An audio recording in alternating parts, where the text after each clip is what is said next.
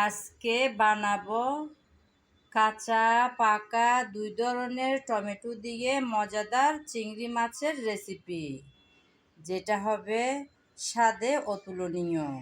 এতটাই মজার যে এই রেসিপিটা চাইলে আপুরা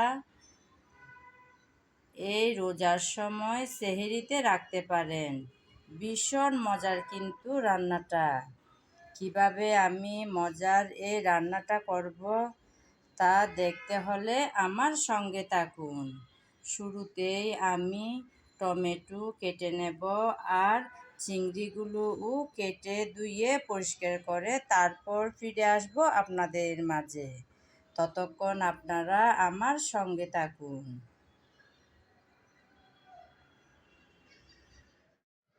চিংড়ি কেটে ধুয়ে পরিষ্কার করে নিলাম, তার সাথে টমেটো, কাঁচা টমেটো একটাকে 4 পিস করে কেটে নিয়েছি আর পাকা টমেটো ছোটো ছোটো টুকরা করে কেটে নিলাম, সঙ্গে ধনেপাতা কুচি। চলুন বন্ধুরা, এবার রান্নায় চলে যাওয়া যাক। শুরুতে আমি চিংড়ি লবণ আর হলুদ দিয়ে ভেজে নেব। চিংড়ি ভাজবো বলে চুলায় আমি আগে থেকে কিছুটা পরিমাণ তেল বসিয়ে দিলাম।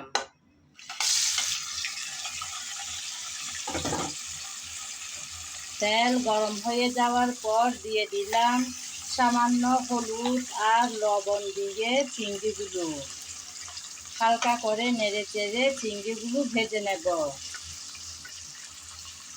খুব বেশি লাল লাল করে কিন্তু ভাজবো না, 3-4 মিনিট একটু নেড়ে চেড়ে তারপর আমি চুলা থেকে নামিয়ে নেব।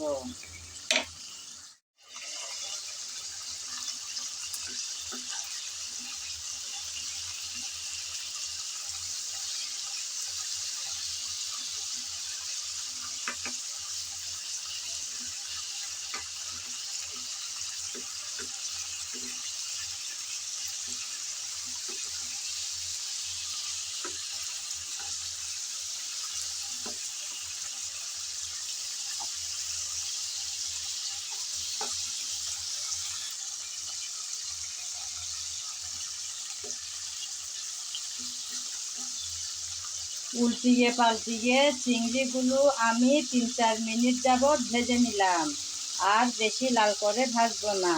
এখন নামিয়ে নেব চুলা থেকে।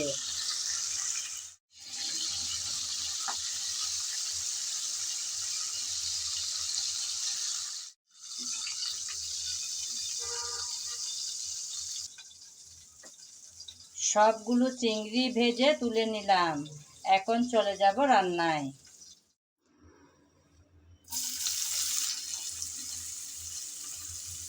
আমি রান্না বসাবো চিংড়ি ভাজার তেলে, তাই তেল আগে থেকেই গরম ছিল।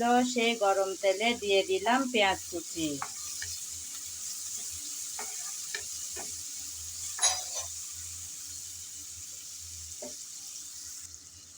নেড়ে চেড়ে হালকা ব্রাউন কালার করে পেঁয়াজ আমি ভেজে নেব। খুব বেশি লাল লাল কিন্তু করব না।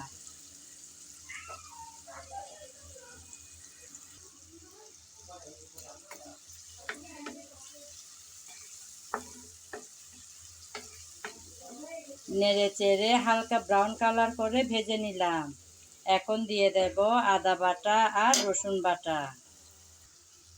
আমি আদা আর রসুন একসাথে বেটে রেখেছিলাম, ওখান থেকে কিছুটা পরিমাণ দিয়ে দিলাম। এখন আবারও আদা রসুন পেঁয়াজের সাথে নেড়ে চেড়ে ভেজে নেব, যাতে আদা রসুনের কাঁচা গন্ধটা চলে যায়।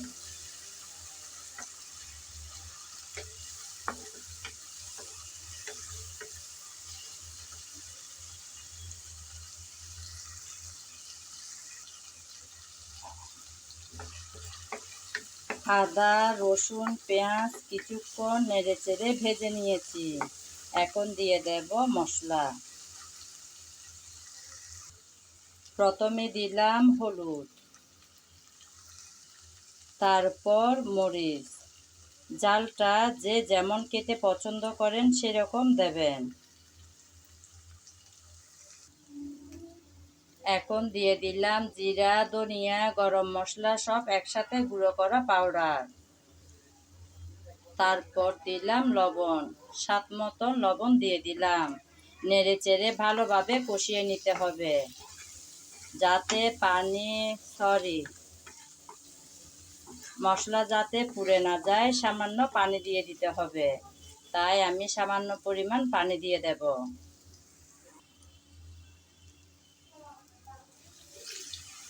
সামান্য পরিমাণ পানি দিয়ে দিলাম। এখন নেড়ে চেড়ে ভালোভাবে কষিয়ে নিতে হবে। আমি সব সময় বলে থাকি, রান্নার ভালো স্বাদ আসে ভালোভাবে কষানোর উপর। তাই খুব যত্ন সহকারে কষানোটা করতে হয়। যেমন সুন্দর কালার, সুন্দর ঘ্রাণ, ভালো স্বাদ, তিনোটাই কিন্তু আসে ভালোভাবে কষিয়ে নেওয়ার পর। আমি নেড়ে চেড়ে ভালোভাবে একটু মশলাটা মিশিয়ে নিলাম। এখন অপেক্ষা করব যাতে মশলাটা ভালোভাবে কষানো হয়।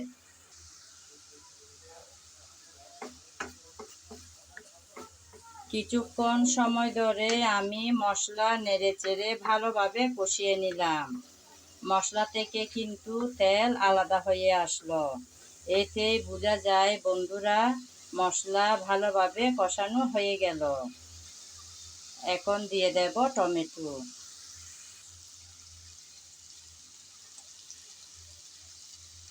পাকা টমেটো আমি এখন দিয়ে দিলাম। সঙ্গে কিছুটা ধনেপাতা কুচি করে রেখেছি, ওখান থেকেও দিয়ে দিয়েছি।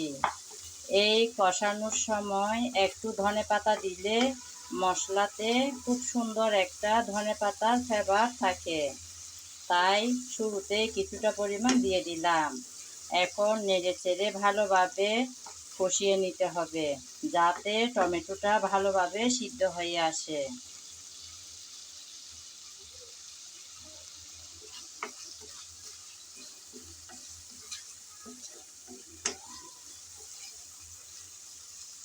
এখনো কিন্তু শীতের সবজি কাঁচা টমেটো বাজারে, রাস্তার ধারে অনেক জায়গায় পাওয়া যাচ্ছে। কাঁচা টমেটো থাকতে থাকতে চাইলে বন্ধুরা এই মজার রেসিপিটা একবার ট্রাই করতে পারেন। ভীষণ ভালো লাগে খেতে।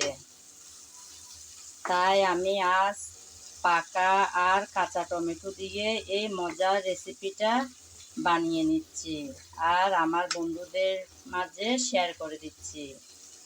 আমি নেড়ে চেড়ে কিছুক্ষণ ভালোভাবে কষিয়ে নিলাম। মশলাটা ভালোভাবে কষানো হয়ে গেল, তার সাথে টমেটোও ভালোভাবে নরম হয়ে আসছে।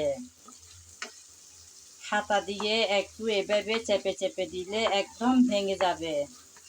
এই পাকা টমেটো মশলা কষানোর সময় ব্যবহার করাতে গ্রেভিটা খুব সুন্দর হবে দেখতে, আর খেতেও হবে দারুণ।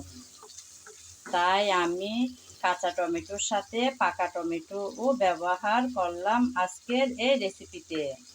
এখন দিয়ে দেব চিংড়ি।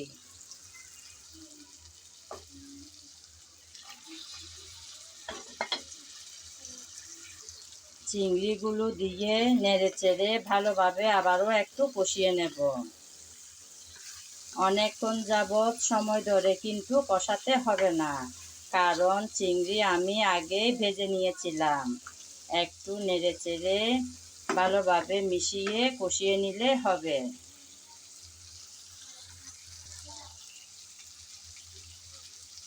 2-3 মিনিট আমি একটু নেড়ে চেড়ে দিয়ে চিংড়ি কষিয়ে নিয়েছি। এখন দিয়ে দেব কাঁচা টমেটো।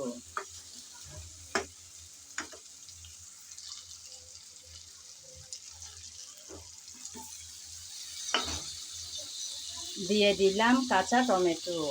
কাঁচা টমেটো দিয়ে আলতোভাবে একটু নেড়ে চেড়ে মিশিয়ে নেব। এখন সামান্য পরিমাণ পানি দিয়ে দেব, যাতে চিংড়ি আর কাঁচা টমেটো ভালোভাবে সিদ্ধ হয়ে আসে। আবারও একটু হালকা হাতে নেড়েচেড়ে মিশিয়ে নিলাম। এখন কিছুক্ষণ সময় ধরে রান্না করে নেব। যাতে চিংড়ি মাছ আর টমেটো ভালোভাবে সিদ্ধ হয়ে আসে। আমি কিন্তু এ পর্যায়ে ঢাকনা ব্যবহার করব না, ঢাকনা ছাড়াই কিন্তু এই রান্নাটা সেরে নেব।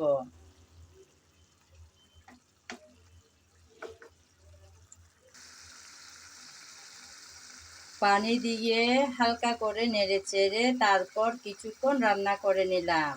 এখন দিয়ে দেব কিছুটা পরিমাণ ধনেপাতা কুচি। ধনেপাতা কুচি আমি শুরুতে মশলা কষানোর সময় কিছুটা পরিমাণ দিয়েছিলাম। যেগুলো অবশিষ্ট আছে সেগুলো এখন দিয়ে দিলাম। আবারও কিছুক্ষণ এখন আমি ঢাকনা দিয়ে রান্না করে নেব। ফিরে আসব কিছুক্ষণ পর। শুরুতেই আমি ঢাকনা ছাড়াই রান্নাটা বসিয়েছিলাম। এখন ধনেপাতা কুচি দিয়ে 2-3 মিনিটের জন্য ঢাকনাটা দিয়েছি। শুরুতে ঢাকনা দিই নাই, কারণ যেন টমেটোর সুন্দর কালারটা চেঞ্জ হয়ে না যায় সেজন্য। ঢাকনা ছাড়া রান্না করলে টমেটোর কালারটা খুব সুন্দর থাকে।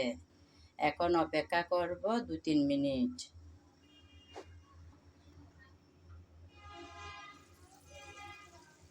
এই যে বন্ধুরা, আমি আবারও চলে আসলাম 2-3 মিনিট পর।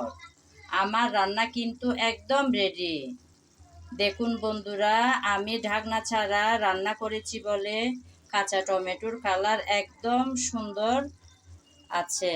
যদি ঢাকনা দিতাম তাহলে টমেটোর সুন্দর কালারটা চেঞ্জ হয়ে একদম ফ্যাকাশে হয়ে যেত, তখন আর দেখতে ভালো লাগতো না। আমার রান্না কিন্তু একদম শেষের দিকে। এতক্ষণ পর্যন্ত যারা আমার সঙ্গে ছিলেন, আমার ভিডিও জুড়ে ছিলেন, তাদেরকে জানাই অসংখ্য অসংখ্য ভালোবাসা। আগামী ভিডিও দেখার আমন্ত্রণ জানিয়ে আজ এখানে বিদায় নিলাম। সবাই ভালো থাকবেন, সুস্থ থাকবেন আর নিরাপদে থাকবেন।